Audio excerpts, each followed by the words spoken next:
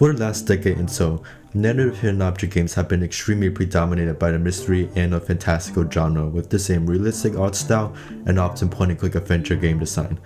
Finding Anna is a 2023 hidden object game with none of these attributes. Besides having a similar start system found in other games, probably because it's the same developers but under a different company, Finding Anna is a really unique hidden object game for an actually original texture and art style and sound design, and especially for once, an actually grounded and relatable 21st century story that isn't about solving a crime mystery or going on a supernatural adventure or restoring your mansion or whatever. Whether you play the game on your PC or iPhone, but not Android because it got removed from Google Play for some reason, there's no energy system, no gacha mechanics, and no arbitrary decoration feature, but there is plenty of grinding, which put a red pin on that.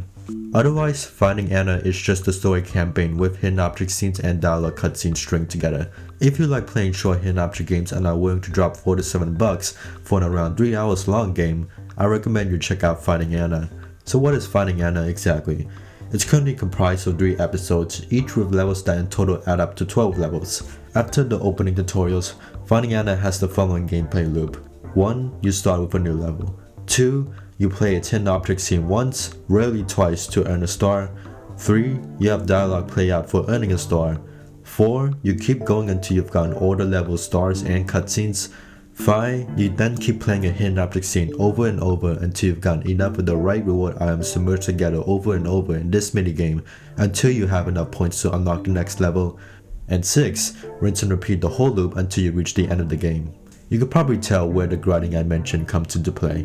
Again, ignoring the grinding loop for now, I will come back to that pin later. This is an entirely enjoyable loop for the game's short runtime. Compared to other games, Finding Anna is more balanced to evenly space out gameplay and story content, at least initially, which I can appreciate. As I said before, this game looks, sounds, and feels different from every other hidden object game in a very refreshing way. The game's art style is like the hated corporate art style, only looks more human and thus actually visually appealing now. Like, even outside the hidden object scenes, the UI and the backgrounds and everything are all designed with this simple yet abstract style, and it looks pretty good. The game's soundtrack is composed in a very surreal and electronic way, if that's the right way of describing it, which is a nice contrast to the orchestral or classical way most other hidden object games are composed. The game's story, in what unironically may be a first for the genre, purely focuses on a realistic, personal journey of the protagonist Anna in a present-day city. Literally the whole premise of the game is that Anna is contemplating whether her corporate job is worth it, which is one of the most normal stories you can possibly tell, that in turn make it the least normal and thus more interesting story to tell, in a genre of traditionally more out there stories. The characters also have actual personalities, which is more than what I can say for like the majority of hidden object games where the characters are just signposts. They do not have much screen time at all, put a green pin for that, but for what we get, they're decently enjoyable and feel like actual people you might encounter IRL. Oh, and as a heads up, the mobile version has no option to save your progress, even though most other mobile games do, so if you uninstall the game, you lose all your progress, but it still saves that you paid for the rest of the levels, but not the progress itself. But that's not the case for the PC version because obviously if you uninstall it, you don't lose your progress. However, if you do want to reset your progress or rewatch the cutscenes, you have to convolutedly use File Explorer to delete the save files yourself. Most hidden object games I know let you reset your progress and rewatch cutscenes as in-game options, so I don't know why Finding Anna chose to also be different this way. Okay, now we can take the red pin now and talk about the game's grinding aspect. As a reminder, it's the part after finishing all the story content of a level, where you have to then keep playing it or another level over and over to get enough of the reward items to then do the merge minigame enough times to then unlock the next level.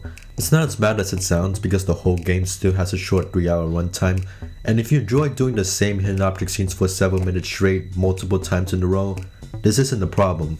But I suspect for many people, like me and this game's 3 total negative Steam reviewers, the game's grinding will also probably start grinding your gears by the 4th or 5th time you do it. Just to be clear, I find it more tedious than completely mind-breaking. The grinding gameplay itself isn't bad. The level sometimes switches up the gameplay mode and the items locations, and the merge minigame is generally fun, and this is coming from someone who's been avoiding merging games like the plague. The problem is that you keep doing these same tasks for almost every level of the game, and the amount of time you spend grinding literally becomes double the amount of time you spend actually playing the current level for the stars and cutscenes, which are the whole point of the game. It is clearly just here to pad the time, which is weird because it's already a short game. You don't need to make it any longer. Okay, now let's address the green pin, the short runtime.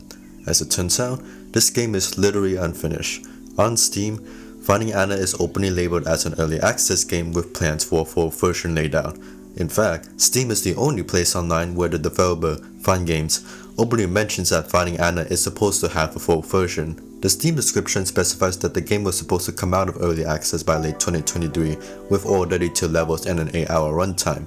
It's now 2025 and the game's still in the exact same state as it was initially in 2023 with now radio silence from all social media accounts by Fine Games. We're talking about no updates to the website, Facebook, Instagram, and TikTok since 2023, and like only 3 total posts on Twitter and LinkedIn in 2024 combined, none of which are informative about the game's stay. I'm not sure about the email newsletter, but there is one final nail in the coffin that has convinced me that the game's full version is never coming out. Pretty much all the credited developers don't work for Fine Games anymore and have moved on to other projects according to all of their LinkedIn profiles. If Fine Games doesn't even have the original developers to finish Finding Anna and there's been no announcement about the game's stay in 2 years, I think it's over.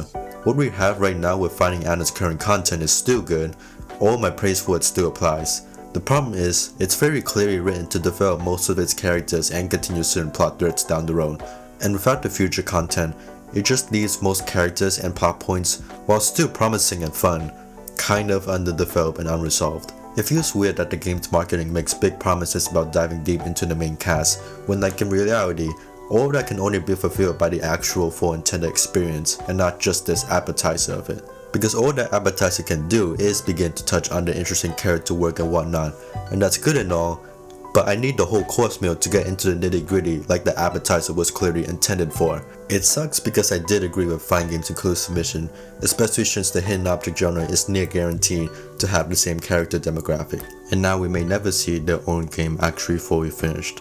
Again, I do like Finding Anna as it is. I do still recommend it to people interested in a short, refreshing hidden object game, with the grinding and unfinished state in mind. I'm putting Finding Anna in C+ tier because I liked it much more than the average hidden object game, but the 2 flaws I mentioned really hold it back from achieving true greatness that I can otherwise see this game easily reaching. Thanks for watching, everyone.